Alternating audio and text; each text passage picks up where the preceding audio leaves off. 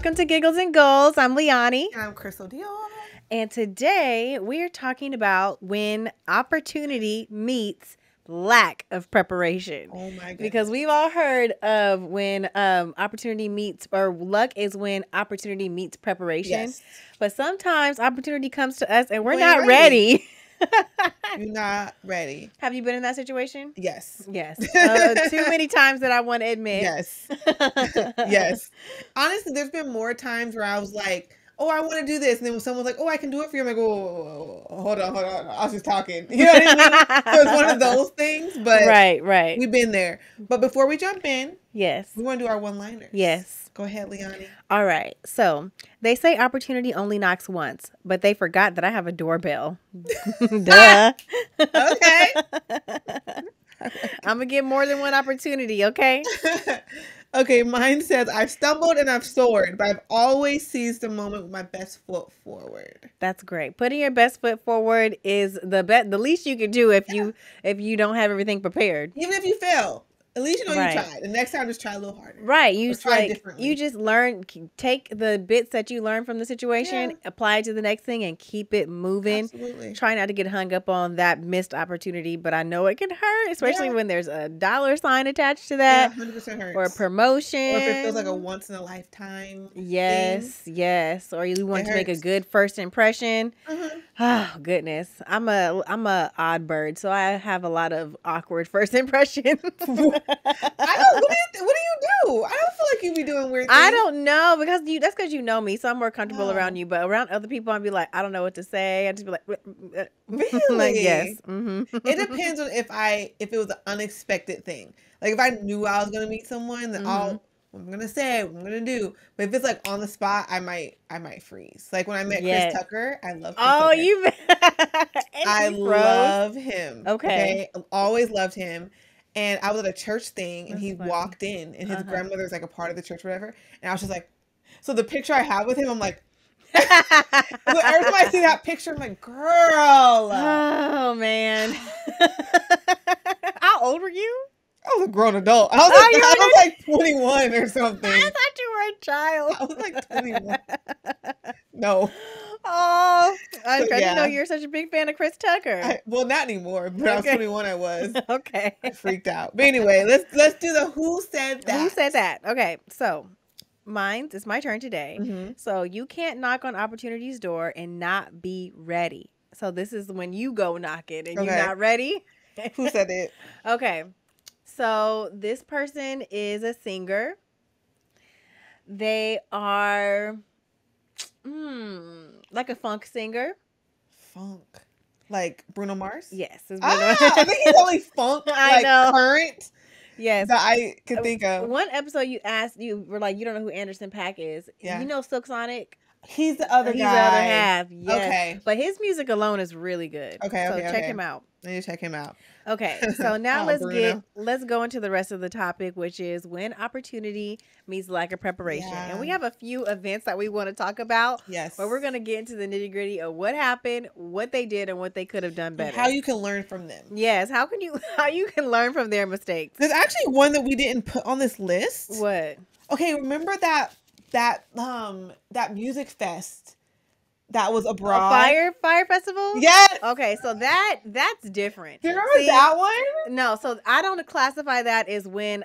So that is when you go knocking on opportunity's door and then you weren't ready. But also, it was a complete scam. Oh, it was? Yes, that was They a never had scam. any intentions on doing. Well, I think they did, but they didn't have the things that they needed to do the thing that they promised. Right. So, for instance, the island that it was on, they had given away some information that they weren't supposed to give. Okay. And that's how they had to pivot at the last minute. But they also didn't have anything together. Like you had, It was really bad. right? You marketed and you promised all these things, but you didn't have any of those connections to actually make it work. You know what? Recently, last year I went to the Honeyland Festival. Okay. It was the first time music and food festival in one that they had here in Houston. Okay. And I went and I got like the VIP plus tickets, and they were kind of one of those situations where it felt like they tried their best to be prepared, but they just weren't. And so it was a decent experience, but it was more like, man, this could have been great. Yeah. Like just a little some small tweaks. Like it rained the whole weekend, right? Okay. They knew it was gonna rain, but they still told us we couldn't bring umbrellas. We couldn't do that. We couldn't do that. We couldn't do that. So people were just freezing. I got a cold the next week. People were shivering in the rain. Can we pay for these tickets? Stuff like that. Or like they didn't have covering. So like we just had to be in the rain. Like if you want to see the concert, they didn't like, oh, in my mind, if you know it's gonna rain, get some canopies, get something. Right, they didn't have any tents? They had tents for events though. So if you weren't, because they had the food, like food panels and stuff like that. So you could fit like 100 people in there. It's way more than that. So Right. the tents weren't for people trying to get out the rain. You know what I mean? Yeah. So I see a theme in Houston with their events. So I went to an event called Foodie Land. And yes, and it seemed like it was going to be a great event. A lot of local vendors, you can eat their food and stuff like that. It'll be fun. But I get there and there was lines were crazy, which is fine. Lines are to be expected. But when you get inside and there's all these food vendors, but you only could go to one because the line was all out of order. There was no like rope and stanchions or anything to kind of like guide people at all. You could have even put tape or spray painted the ground to let people know this is the line for this type of thing. And then they had a ticketing system for one of the places. It was like this baby bottle drink station. I was number 100 in the front of the line. Somebody that was way in the back was number 24. And they were like, how you couldn't hear what number they were calling. It was logistics things. It was like, logistically, it was a nightmare. That's kind of how Honeyland felt, because it felt like some of these things I get maybe 6 months ago when they were planning, they didn't know this and that was going to happen. But at a certain point, you knew how many tickets you sold.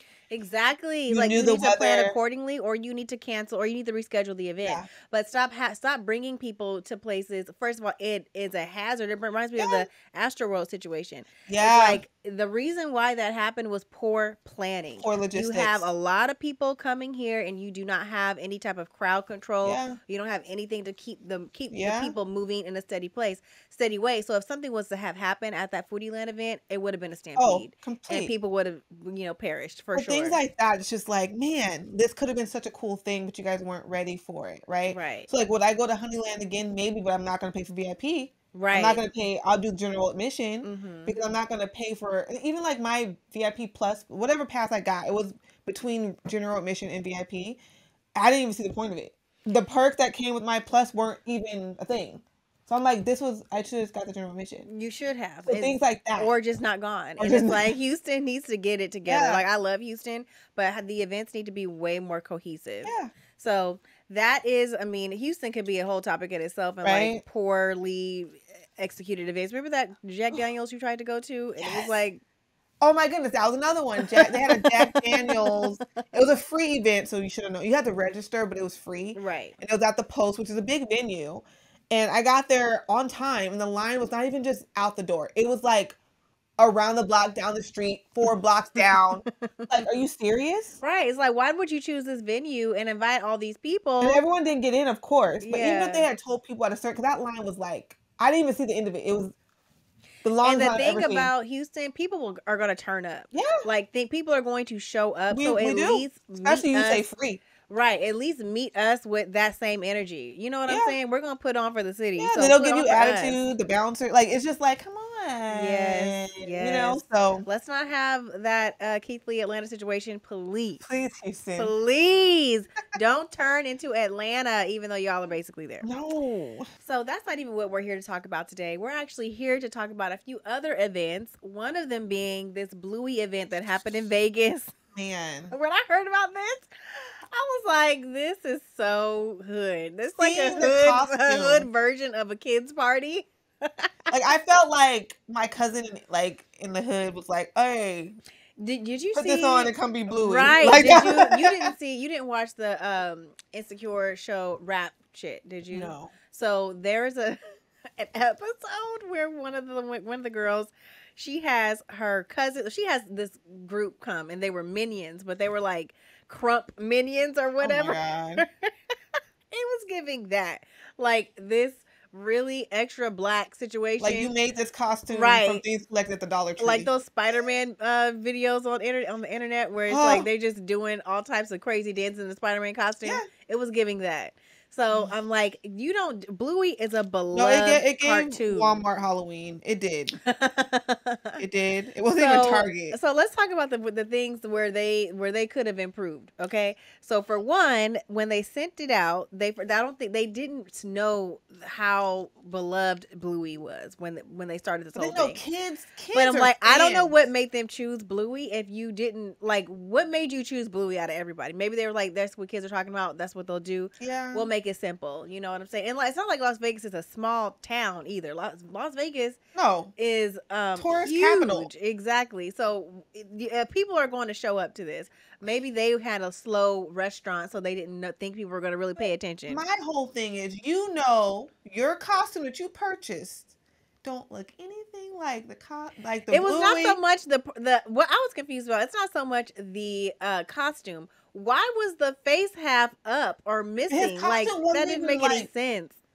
It didn't make any sense. Bad. It was a hot mess. I'm like, this is you can see this you can see this man's entire face. His whole beard and face. What is happening? The little girl was like, I could see his beard. Like, what? Oh my gosh. So even the kids are like, bro, the illusion. Anyway, so oh my gosh, they sent out an invite. They attracted over 3,000 RSVPs. I don't know what the capacity was, but I'm sure in a restaurant capacity, it couldn't have been more than 250 people maximum. Even that, it's probably really big for this small. I believe it was a small restaurant. So that happened, and then they had the event space ended up being overcrowded because they had more people showed up than what they expected. And then another thing, when you receive those RSVPs, why didn't you adjust? Why didn't you do anything to make sure that you think people are going to RSVP and not come? Not parents with kids. Not that many. It was like that demographic. Right. Kids, they show up. And even if you only had accounted for 10%, that's 300 people that could have showed up. Yeah. You could have sent out an email saying that we had such an amazing turnout, such an amazing response to our event. So we're going to have to break it up over several days, or maybe those you're receiving this because we needed to reschedule for you or something like that. And mind you, I understand overbooking because you account for no shows. Like airlines do it. They oversell their flights because they know there's going to be 10% who don't show. Even my job, we do events, and if we have a 60 capacity, we register 70. Because we know that, right? I get that, but usually you account for like 10%. These people, it looks like the venue can hold like 200 people. Yeah. And they had 3,000 RSVPs. That is too big of a difference. Too big of a difference, yes. Don't do that. Don't do that. That's like you're 75% above your goal. Let's not. Yeah. So it would have been great if they would have listened to that, because they would have saved these children some tears and the backlash from parents, which was like, also on top of that, legal issues. BBC issued a cease and desist on them because it went so viral and making them look bad. Also, I don't know what the copyright clause is for these type of things. Like, I don't believe, people could be Spider-Man, people could be Minions, people could be whatever. So I don't understand why there would be a cease and desist on them when people could be characters all the time. So I'm confused about that. Maybe because the character didn't look anything like it. Or maybe on the flyer, maybe you're not allowed to put, I don't know what their advertisement said. Right. It may have been a step further. So I should have looked into that a little more. But they sent a cease and desist, and Dirt Dog had to issue an apology acknowledging their miscalculation of the events, of like how big of an event this would be for them. And they expressed regret for not meeting their BBC's and everybody's expectations. So it's like this not being prepared, especially when you knock on opportunity's door, can make you feeling befuddled and like you should have tried harder and like regretful and stuff like that, because you had an opportunity to really show out with that many people. And the thing is, like, they could have, even if they realized, wow, there's 3,000 people RSVPing, they could have put somewhere on the invitation, only the first 200 will be admitted. Yes, that's a good idea. Or something to where people know it's first come, first serve. We're only admitting the first 200. Cutoff is at this time. they could have did something so that some people wouldn't have showed if they were like, oh, I can't get there on time, or I can't, or when they got there and saw the line, oh, I'm not going to get in.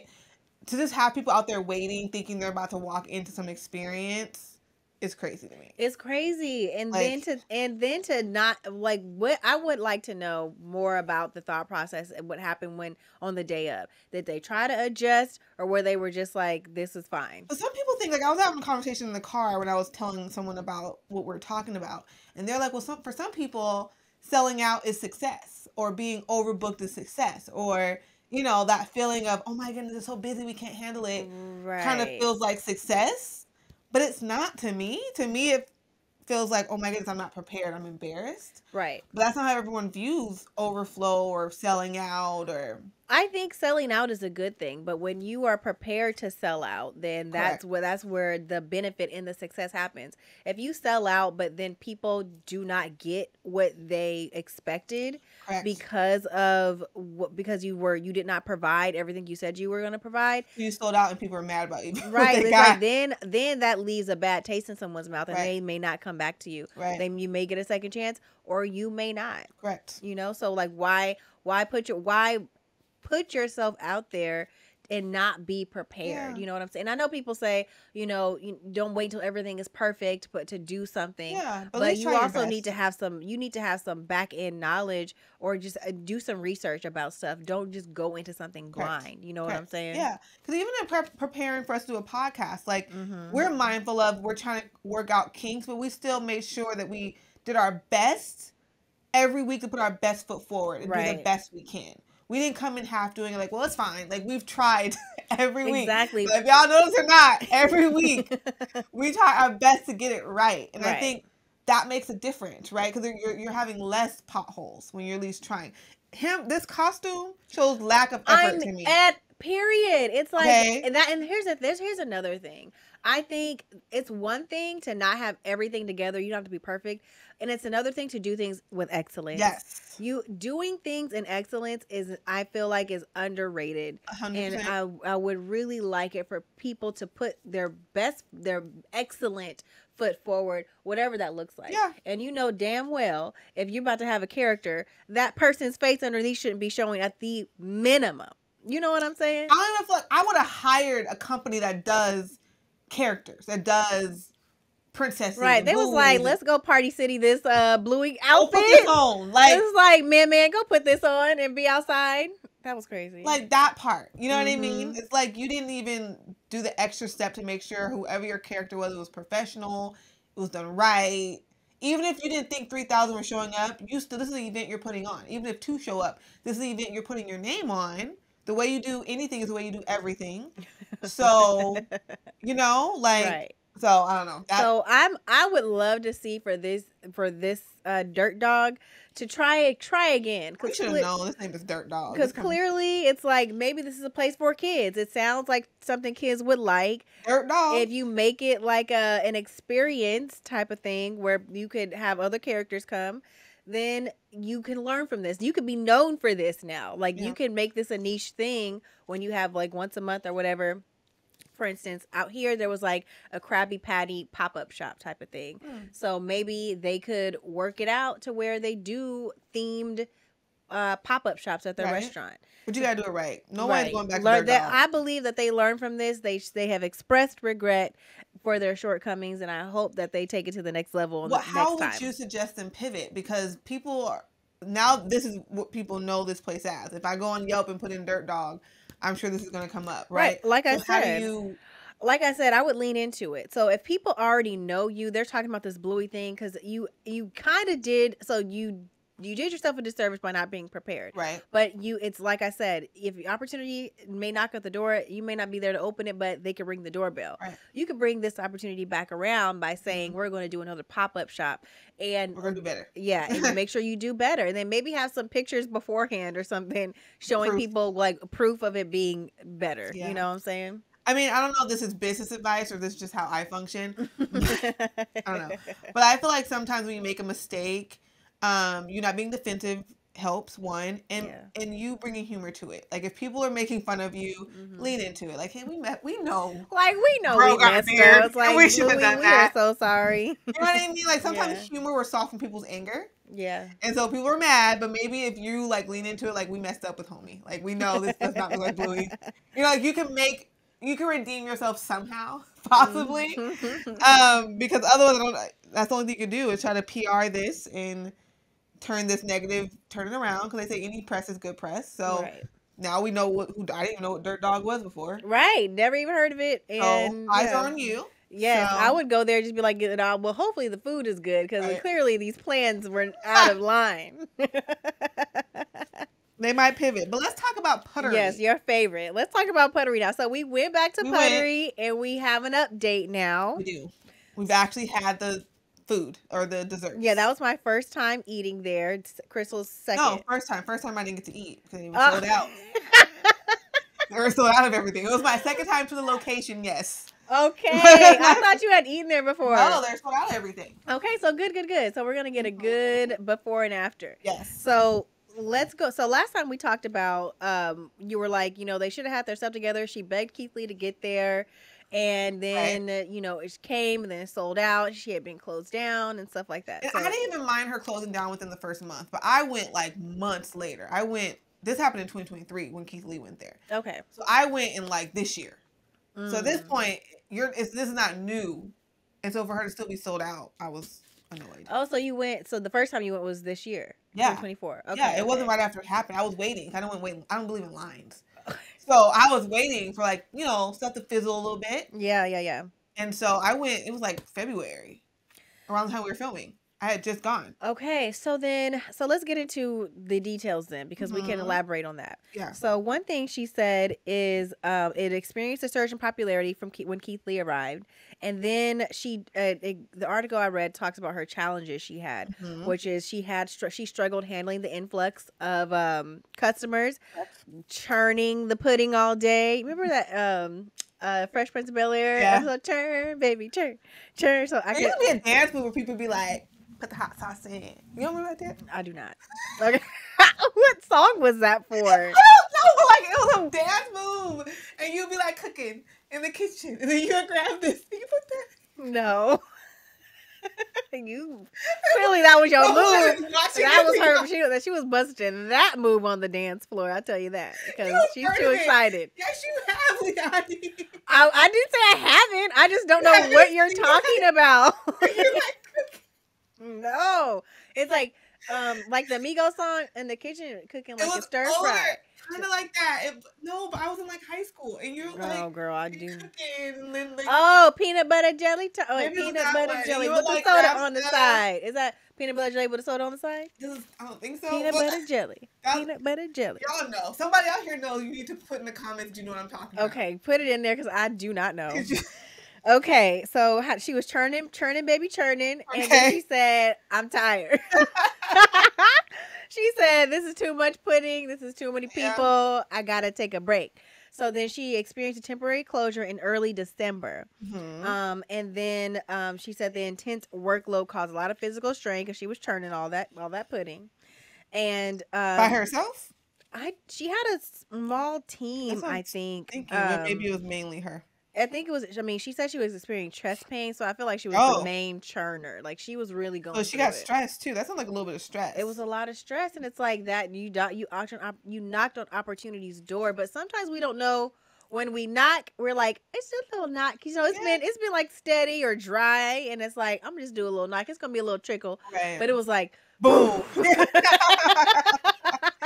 That's exactly what happened. And mind you, I get it. I totally get it. And there's some restaurants, like there's this barbecue place in Austin. They're only open 3 days a week. Franklin's? I don't know. That's the one where when they sell out, they sell out. Franklin's? Okay. Well, there's a lot of places like that though, but Franklin's is the one that was like, yeah. You got to get there first or you out of luck. Right. You have to be at that Franklin's line bright and early.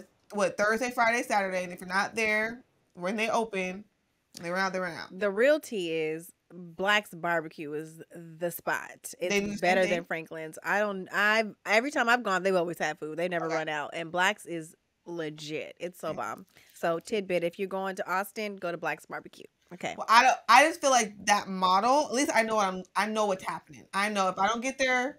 Yes. Right? I know that is a fundamental issue with Houston is that they do not set expectations. Communication. Set the expectations, but also it's kind of like I already know what to expect now, so I just be like, I'm not going to go, right? Because I'm not trying to be. It's 100 degrees outside. Right. It's humid. I'm sweating. Correct. I don't want to stand in a line and then pay you a cover to enter. She has some PTSD from our weekend to enter into. Yes, this is from this past weekend. Then I have to pay you all this money to go enter in and be hot and then buy drinks. Yeah. No. I'm like, I miss the days when you could go someplace, pay for your food, pay for your drinks, dance, do a little bop, leave. Yeah. Okay? Anyway, we're getting sidetracked. But our experience when we went. Yes, the updates. It wasn't crowded. There wasn't like it wasn't crowded. It was like we went on a Friday. Mm-hmm. It wasn't. Yeah, people kept showing up. Yeah. It wasn't like they weren't busy. It was no line though, so that was good. We had enough. We could walk right in. Yes, I would say so. They are, for them to be as popular as they are. I wish that they were closer into like a more popular area. But that comes over time. But I don't know if she can handle that. I will see. The more popular area. I think if she moved to the Heights, she would like lit. It would be lit if she was in the Heights. But she can't handle lit. She can handle. She can. I feel so. What I felt when we went, it felt more together. The only it wasn't much flow. It wasn't super packed. It wasn't a lot of flow because the front was really small and stuff like that. So maybe people are kind of adjusted to if they want to go there, they kind of know what to expect now. Yeah. So I do like that. The little rope in the front, that wasn't my favorite. It makes sense for if there's a long line to help so you can guide it to wrap around, but it wasn't very accessible. I had my stroller. It was hard for me to get around. Area. A lot of people couldn't figure out where the entrance was with the ropes. Mm-hmm. So it just kind of felt like a big to-do for a small area. Yeah. You know what I'm saying? I mean, I do feel like she is trying to utilize her resources as far as she knows she's shorthand with staff. So she doesn't have anyone really at the front, which I kind of wish someone was there to welcome us. We were like, what do we do? Right. Like, how does this work? Mm-hmm. But she had like a smart screen tablet that you can order. You get a number, you get a text, you go back outside. So at least she's trying to utilize her people and not have anyone just sitting there. But I'm one for customer service. I wouldn't have minded someone there to greet. Well, the customer service they did have. So we went out and we ate hours. We had to eat there. Mm-hmm. And then I got my husband banana pudding, and I went inside to grab it, and she was like, You ordered again? Oh. I said, I'm getting it to go. It's like, first of all, I'm ordering again. Why are you questioning me on that? That is two. It's totally normal to buy something, to get something later to go. So that was funny. It's like, I didn't know that. He's like, hey, you ordered again? Like judging? You got a problem? Right? Like, what's the problem? That is funny. I was too hot. I didn't even tell you. My baby was acting up about over snacks. Oh yeah, it was hot. I was ready to go. Yeah, they didn't have a knife for you. Oh yeah, they didn't have. They had the cronut. It was like a croissant. Croffle. Croffle. So they have it. So now, before I talked a lot about all the things logistically and operationally that could be improved. But let me tell you, that croffle was bomb. I didn't have a croffle. That croffle was delightful. Okay. The food is amazing. It really, really is really good. That's why I'm like, she would do great in the Heights. The food is so good, and the pudding consistency is like unique. Yeah. I liked it a lot. But it would have been great to have it with a knife and a fork because it was hard to cut it, and then I was like, you know what I'm saying? It's like it's just not as easy. It's cumbersome. I don't want everything to be a cumbersome process when I'm trying to eat and enjoy something. Like, can we take the cumbersome out of it? Yeah. I don't understand why that has to happen. I actually wonder what her. So when last year, I went through this business program that Houston has to do in Houston, where they pretty much put you through 6 weeks of training on just how to start a business, the ins and outs, banking, investing, getting your business plan together, everything. They tell you everything. And you have to do projections. Like, and you know this from pitching to a bank. You have to have projections. You have to have numbers. You have to have research. You have to have, if you scale up, what that looks like. You even have to have an exit plan. Like, Yeah. if this starts to go to crap, how will you What know? are you gonna do? Yes. Exactly. Like, what's your low to where you're like, okay, this is Right. about to It's be time bad. to, And how do you get out? Right? parachute, like evacuate, eject, Eject. eject, eject. Eject. And so with her, I wonder if she has a comprehensive business strategy and plan. Only because at this point, she's had enough success to where I would have gone to a bank already with my numbers and said, I need funding so I can level up. You know, because she needs a bigger location. She needs a different location. She needs more staff. She needs a couple little things. It probably wouldn't even be much, and she could probably scale up and be a huge, a huge situation. Right. But it feels like she's still doing it herself, like it all herself. And so I'm wondering if she's afraid. Because sometimes I know in the Black community we're afraid of loans, business, we're afraid of. And so I wonder how she is planning to scale up, because I think there's only a few little tweaks that can take her from this mom and pop thing to something that could be something, right? So I just wonder. So I think it could be 100 reasons, and I've been doing a lot of research recently on businesses, small businesses specifically. That's like my thing, and I've learned that there's a lot of multi-million-dollar businesses, all the way down to like a couple $100,000 businesses, where no matter how big or small you are, you're not making a lot of profit. Right. To scale. Yeah. So people think that they're making like they have a lot of revenue coming in, and that means that you're $1 million business, but actually you have a lot of overhead. You're not putting profit first, which I get into in my course that I'll talk about later. But when you don't put your profit first and you're putting all your expenses first, you start to pile up on expenses and in debt. You don't, maybe she has debts that she has to pay that she can't, or she Already. can't have that wiggle room to grow like that. So all of those things you could possibly take into account of why she's not scaling. So let me just break it down. The first one is not having the infrastructure in place with your profit, for the type of profit first mindset, with an understanding of how to scale or what you need. I know a staging business who was in business much longer than me, but she couldn't even get like a $20,000 loan, and I had been in business less than that, and had gotten a small business loan that was bigger than what she was looking for. It's not understanding the processes, what you have access to. Yeah. And then businesses just struggling and being in debt, and they're doing all this work, staying up all night, working late, giving your all, working till you have chest pains, but you don't have the money to actually expand. Correct. So I think it could be a multitude of things. Yeah. Because even when I think about like Shark, I don't know if you watch Shark Tank, but yeah, of course, some of those businesses are in the negative, right?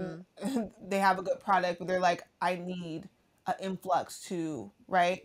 And so it's one of those things where it's hard sometimes. It seems so easy to have a great product, but it takes more than just having a great product. It takes, first of all, it's not even about, having a good product is important because you want to have pride in the work that you do. You want to be happy with what you're selling and what you're putting out in the universe. But it's not even about your product, and most of the time it's about how you market, and it's about how you run your operations. Logistics are so important. It's incredibly, and not even just logistics, it's your plant strategy. If you do not have a strategy, then you'll be hard pressed to be successful. And even if you do have a strategy, if you're not educating yourself, if you're not constantly seeking new ways, and not just new ways, but just like creative ways to not just grow, but scale properly, scale slowly, scale accurately, then you could be all over the place. A lot of people think, I need to get more customers so I can make more money. But you don't necessarily have to have more customers to make more money. You just need to strategize. Yeah, that's true. What I'm saying? There are companies who sell what? Whenever I go into the mall, like a bougie mall, I'll see a random bougie brand I've never heard of. 2 people in there, and they're the workers. And I'm like, how are these people staying open?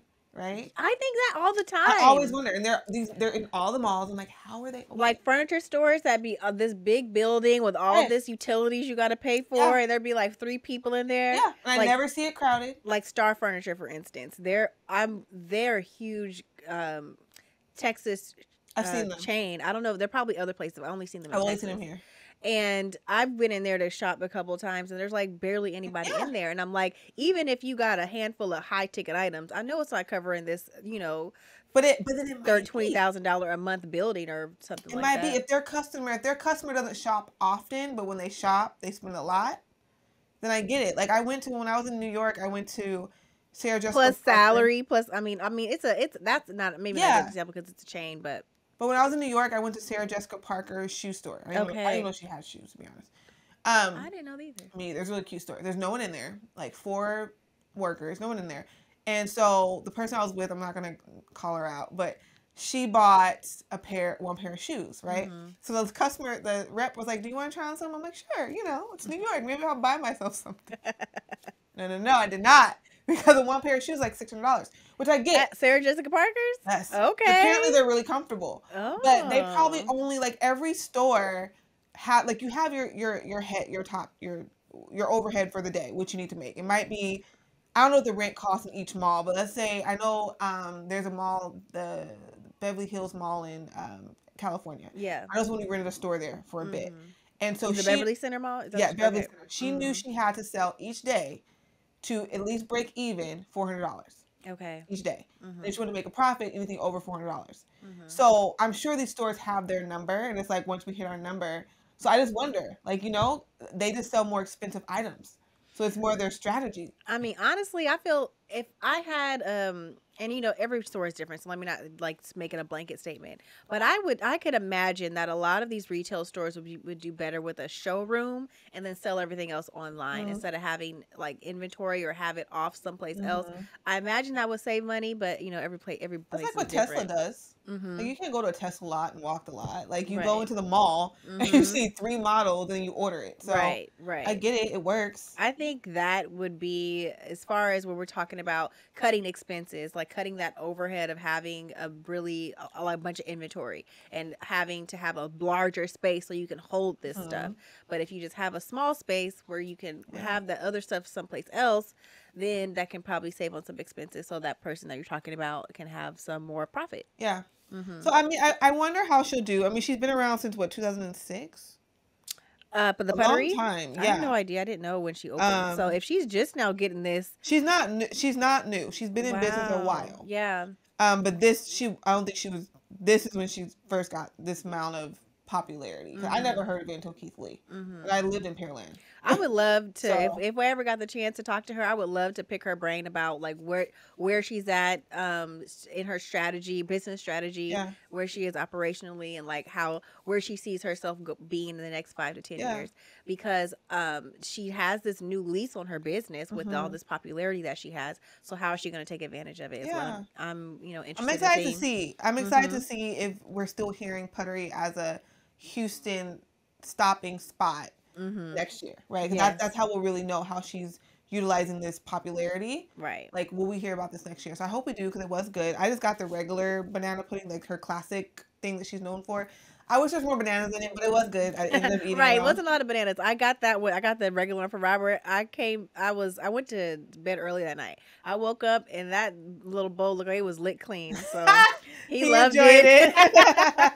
Next time I'm gonna get what you get though, because you and Mika liked it so much. Yes, and so going back to the good product. Good product doesn't mean everything. If your experience is subpar, if your business strategies don't work, then it doesn't matter how great of a product you have, it just won't go anywhere. Yeah, absolutely. Let's talk about the Willy Wonka experience. Now, this was so bizarre. Like, if you don't really find a place to use the word bizarre a lot in life, but this is that place. It was strange. So First of all, I don't know why they decided to do this. Like, why?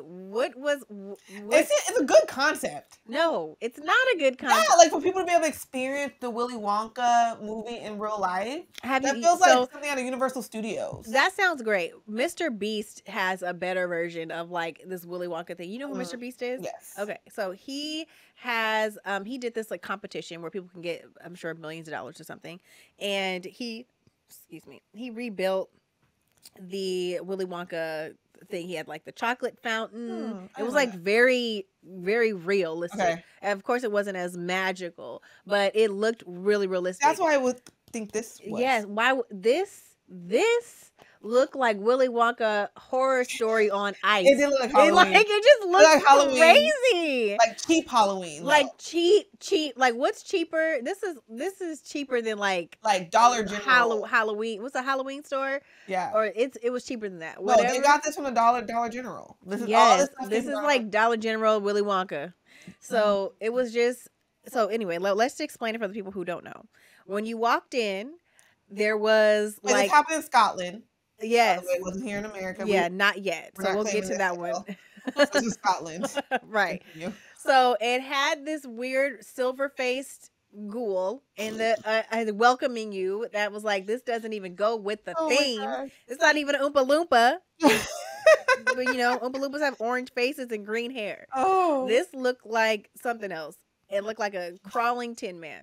And then it was like this auditorium that had empty auditorium. It wasn't even that had a folding tables and chairs, solo cups, people scattered everywhere. It was like everybody went there and was like is something? Are we about to get kidnapped? It was giving we're all about to get kidnapped. It was giving Saw. Yes, it was giving Saw. And if I was a parent and I walked in there, I would have been like, we're going. Like, we're leaving. I would have been scared. They paid $45. Well, I don't know what British, what the income difference is. I don't know, Scottish, I'm sorry. But I know they paid $45. That's a lot of money. I don't know how much that is. That's a lot of money to have parsed snacks and no entertainment. It was like, and so there's that. So that's an opportunity that they had where they were like, we're going to do this. People are attaching these very big names to their shoddy experiences, and we all need to take a lesson from that. Yeah. Don't call out a big name if you ain't really about to step up to the plate. Kids are attracted to. Yes. Because even if adults won't go to your event, if it's a kid's event, a kid will harass their parents to take them to that event. Exactly. So this Willy Wonka thing happened, and so there was another version of this, the one that happened in Scotland, that was a disaster. People were upset. Like, what the hell again what are y'all doing? But this is when an opportunity can be turned into something where you weren't where they spun the opportunity. So it was a surprising twist where LA did the same thing. They took the same Willy Wonka experience, but they leaned into the obscure nature of it. And they and I guess they like leaned into like the artistry. Yeah. So and they brought THC. So when you have a good psychedelic, it belongs in a psychedelic experience. That's like with Willy Wonka. It's like Alice in Wonderland. Like, oh yeah, people need a little bit extra to enjoy their experience. And they made it in an adult themed event, which makes sense because we could take that and make it funny. Right. A child does not know how to make that funny. They're looking for Willy Wonka. Exactly. Like, this is not they don't. The sarcasm, no. Like they went over the kid's head. They got kind of scary. It did get scary. It's like, why did you think this was going to be okay? They gave sketch. Right. It's like you asked for this opportunity. Did you do it to scare people? Yeah. That was weird. So let's talk about then how to prepare for opportunity to strike. Yeah. So first thing is you need to be mentally prepared. We don't know when opportunity is going to strike. Anytime. So we ask for it all the time. We always ask for it. You be praying like, Lord, when's my breakthrough? Overflow. Lord, expand my territory. Yes, abundance. And then we don't be ready at all. Right. So I've been in the same space, asking the Lord for, for increase, basically. And so for what I need to make sure I'm prepared for that increase, I'm handling it right, because I've had experiences where I've had increase and I did not, Yeah, same here. I wasn't prepared for the opportunity that Mm-hmm. I had knocked on the door Yeah. for. And so now I'm in the place where, like I said, I'm in the 5 a.m. club. I've been getting up early. I've been getting my mind right. I've been doing my Yeah. meditating, developing a growth mindset, and not in the way of like, I just got to be bigger, got to have more, but I need to be like a very fluid organism Yeah. with life. Function well. Yes, with life, and not just Mm-hmm. like let life take me over, but I Yeah. can be like, like that. What's the chi? Feng shui. Yes, in life, just Yeah, let it and sometimes I think we flow. think success means we're doing a whole bunch of things. Yeah. I think it's more of you're doing whatever you're doing it well. Mm-hmm. I think that's more successful than you juggling and you're dropping balls. You know what I mean? Correct. Like So, small, like I say this, a tiny step, small incremental actions and changes yeah, add up to big, yeah, big changes. yeah. So it's okay to take small steps. And well, I'll get into that more later, but build your self confidence by reflecting on your strengths and skill sets is Mhm. important. So Lean into those strengths. yes, Yeah. a part of building your mindset is understanding what you bring to the table Mhm. and believing that. Yeah. Do what you do well and be Hmm. confident in it. Yes, patience and resilience as well, or Mhm. practice resilience and maintain an open and curious attitude. Yep. Being curious is really important when it comes to having a mindset that's going to prepare you for Mhm. opportunity. Open to learn. Yes, don't be so rigid in your Mhm. plans and what you expect to do. Like, I'm a proponent of strategy and having that in line, but I also understand that there's room for wonder, Yeah. and to make sure that you leave yourself open to that, and don't I be love that. so don't get caught off guard when something spectacular happens to you. Yeah. I like this Um, one. okay. Getting organized. Yes. Now, this is easier for some people than others. Mhm. I feel like Leonie does this really well. I have another friend. She organizes everything. Like I've never seen her closet, but I'm sure her underwear drawer is color coordinated. That's just who she is. I have a little bit of ADHD going on, right? So I have moments of being really organized and moments of going by the whim and hoping the Lord covers me, right? And so what I can say is that sometimes I have to do a little bit more to be organized than other people, right? Sometimes I need the extras. I need the actual planner.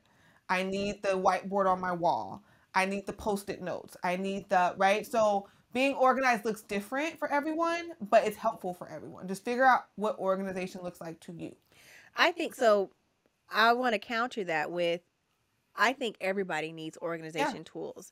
I think keeping everything in your head is the best way to not do a damn thing. Agreed. It's the best way to not take any actions. Absolutely. So when you having a whiteboard, having a system, having a Mhm. planner, all of that makes sense to have. Yeah. It also makes sense to write things out. I Mhm. feel like See them.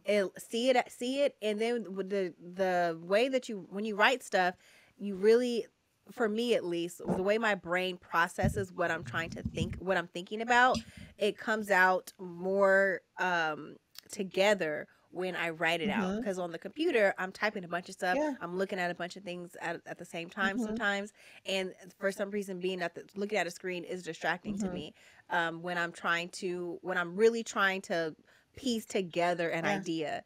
If once that idea is developed, putting it out on the computer, writing it out is Yeah. easy. But to just develop that, or to get organization to my plan, writing it out is very helpful. I think for me, and I don't know who else out here has ADHD because I 100% do, but for me, to-do list, checklists, I would not function without them. Like I need them. I have so many notes in my iPhone notes.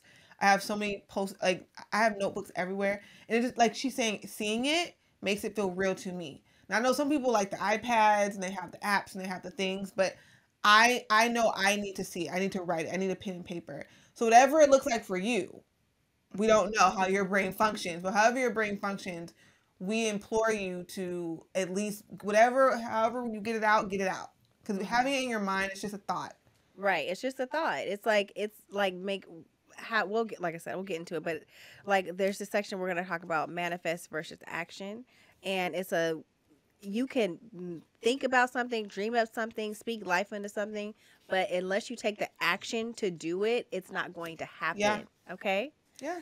All right. So then getting organized, and I have my strategy co-pilot that will be linked down in the bottom, so you can grab that to help you get organized and get to your goals. Yeah. So next is get educated. For entrepreneurs especially, I find that those who seek coaching seem to do best. And so when you're in a space and you haven't met your opportunity yet, or you're not ready to knock on that opportunity's door, look for coaching, look for mentorship, absolutely. Look for places where you can start to grow in your skill set and your knowledge base, so that you could feel like you need to know whatever you're trying to do backwards and forwards. Yeah.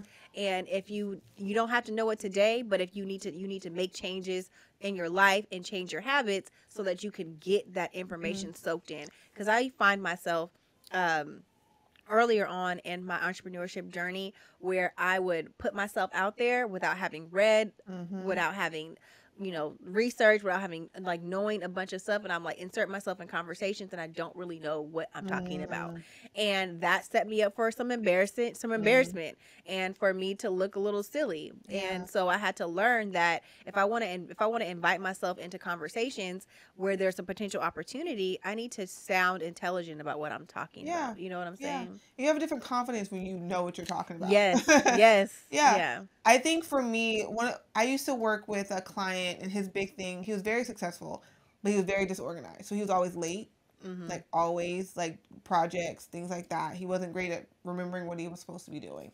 And so I think he also didn't realize, he felt like he didn't have enough time to do everything. And so another thing about putting things down and having a strategy is when he actually realized how many hours he had, he's like, I have enough time, I'm just not using my time efficiently. Right. So we have blind spots because we're living this life all the time and we're not realizing where we could do things more effectively. So having a coach, having a strategy pilot, having someone else to help you see what you're supposed to be doing, it's so helpful because blind spots are real. You might not even realize, oh, I can just do this on this day and that makes more sense. Or I can do this on this day. Like we even shifted our podcast day because we realized, oh, on Tuesdays, Leonie has more help with Maverick. So let's move to Tuesdays, right? Right. So little things like that can change your whole week, change the trajectory of all your projects, right? Right. One little small shift. And so sometimes you just don't realize it without talking it out, Exactly. And one thing that I do, I do myself and I tell to my clients is when you're trying to figure out what to do in your day, and you have you do stuff at any given point of the day, think about time blocking your schedule. So from 9 p.m. to 3 p.m., you're going to be doing this specific thing. From 2 p.m. to 4 p.m., you're going to do that thing. And then you can decide how many times a week to do that. But you can get a lot more done when you don't have to context switch and go from emails to running errands to doing something on your feed or in another building or whatever the case is. Making sure you time block so that you can get squeeze as much juice out of that task that you're doing as much as possible without having to jump from one thing to the next. Yeah, absolutely. Yes. So then, is that it for? No, we're talking about facing our fears. Oh yes. So then, facing our fears, to help prepare for opportunity to strike, is start to face your fears. Start to confront them specifically. So the things that make you talking to somebody, small talk with people, public speaking, just elevator pitching, sharing what you're doing, knowing your mission statement. I think that was one of the biggest moments of embarrassment I've had multiple times. Okay. Is when people ask me, I know my vision for my business. Right. I'm passionate about it. It makes sense to me, but I wasn't able to articulate it precisely and quickly in a short amount of time. Right. So when people ask me, well, tell me about your business, I'm going into the weeds, giving these long stories. Exactly. I'm not saying anything at all. Exactly. I'm what do you say? And I still am, honing this in. It takes practice. It doesn't just come out like that. It takes re-saying and doing it over and over again. And then you say it funny one day, and it's that's not it. That's not it. Also, you'll get it next time in my next networking meeting or something. But yes, I definitely have been practicing with your family. I sometimes will just call my friends and be just listen to this. Just listen to this. Does this Exactly. make sense? You know what I do based on this statement? Yes, that's because if Robert I for can me. tell you a paragraph, you still have no idea what I do. Because I know people like that. I'm like, I have no idea what he does. He's told me a lot. I have no idea what he does. Right? Yeah. You don't want people to leave you thinking that. Right? So even you just practicing, it builds your confidence. Because you're like, I know what I do, and I do this well. Figuring that out, and that helps talking to other people, brainstorming it out, facing your fears. I think another thing that I think of with facing fears is like when it comes to how you envision your company, I think sometimes we limit how big we want to dream. And I think that can also be a hindrance for you being strategic.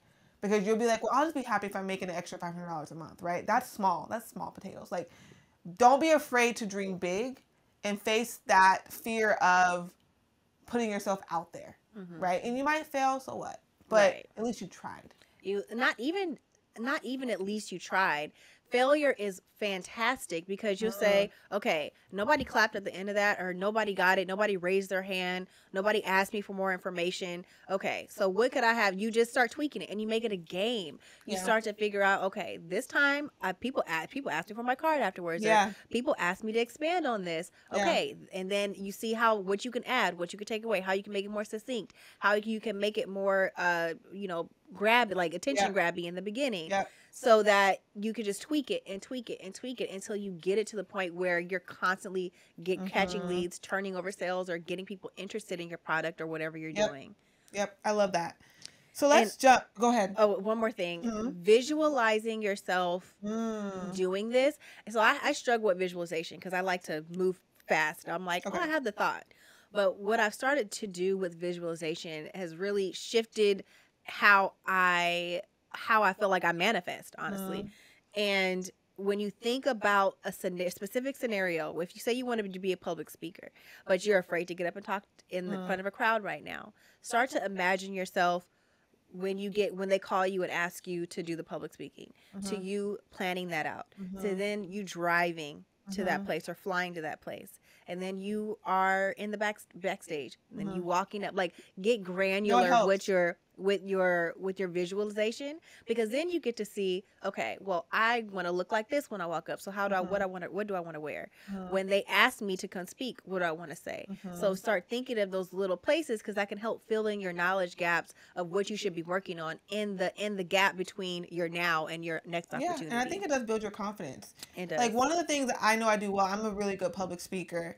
And before I do anything, I picture myself doing it. Like, literally, I picture the speech. I picture how I say it. Sometimes I come up with new things as I'm picturing myself doing it. I actually do because it helps you when you see yourself doing it. It helps you see yourself doing it. Exactly. And it's so like it's real. The way you rehearse is the way you perform. Yeah. When you don't know, if you haven't been in the place that you want to be yet, your rehearsal is in your imagination. So you need to stretch that so that you could be rehearsing and rehearse in your mind the way you will perform it. I call it this heart to mouth connection. So it's your imagination, it pumps what's in your heart. And you work on that. You keep imagining it. You let it work through your mind. You process it. And then you start to practice in the shower, at your office, at home, in the middle of the night, early in the morning, whatever. Even if you're so far off from ever getting invited to a public speaking. But when you prepare for that, the universe is understanding that you are preparing for something, and your opportunity will meet you.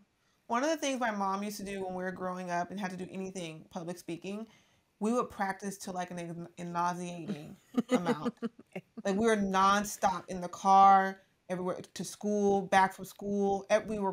What's your speech? Do your speech. Know your speech. Know your speech. Know, to where we knew it by heart. She was on us. That's good. And although at the time I felt like she was a drill sergeant, and I'm like, this woman is crazy. Right. I'm grateful for it now. It's like nobody's gonna take it that serious. That's what you think as a kid. Yeah. Or even how Beyonce had Blue Ivy practicing. Like the first one didn't do. She did fine, but she wasn't great. I know she had that girl practicing. Right. Again. It needs to flow like water. Yeah. Again. And so practicing, I think it's so cliche. Practice makes perfect. But it does. It gives you confidence that even if you mess up, you know it so instinctively in your body because you've done it so many times that you will recover and you will be fine and you can push through. And preparation. Right. I can keep having more points coming up. But when another caveat to this that's important to know is when you have a niche, then you know what to practice. If you're doing 1,000 things, you can't refine anything. So if you pick a niche, then you have something like, this is my wheelhouse, this is my knowledge base, this is what I draw from, and anything that points to this, I will take from that. But I'm not going to go to 1,000 places. Like in this book Profit First I'm reading, they were talking about this guy who cleans gutters, but then he gets on your gutters and he says, I could fix your chimney, and then I could fix your roof, and all this stuff. But it's like if you clean gutters, you only need one type of equipment, but now you need roof shingles, now you need bricks or whatever you do for your chimney and all this stuff. It's like, but you're not honed in on anything. You're going to be spread too thin with all the stuff you could say you could do, and you don't really have an expertise on anything. Absolutely. But finding a skill set where you can make it an expertise can really take you far and make this whole thing that we're talking about much easier. Absolutely. Well, I think those are our last points. Now I feel like we're preaching to y'all. I know. So let's, before we do offering, I'm just kidding. Actually, I'm not. Please subscribe. Okay. Subscribe. Offering. It don't cost you nothing.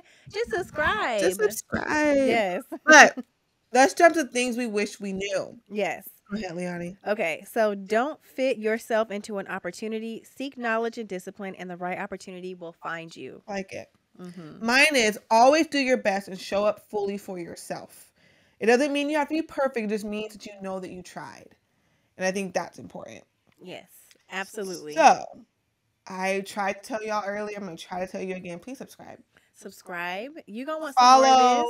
Share, you get a new flavor with us every time. You know, today was a little more preachy. No diss tracks today. Right. No diss tracks today. But I know it's something that's probably inspired somebody out there. So I hope this helped somebody. And if you have any questions for us, or if you want us to talk about anything, or you just want to, maybe you have a story, you want us to read your story or anything, jump in the comments. You can email us at gigglesandgoalspodcast@gmail.com.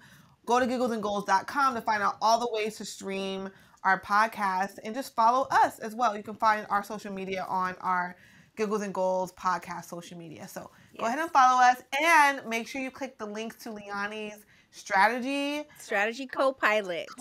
Please do that, because I promise you won't regret it. And we just hope y'all have a good night. Yes. Bye.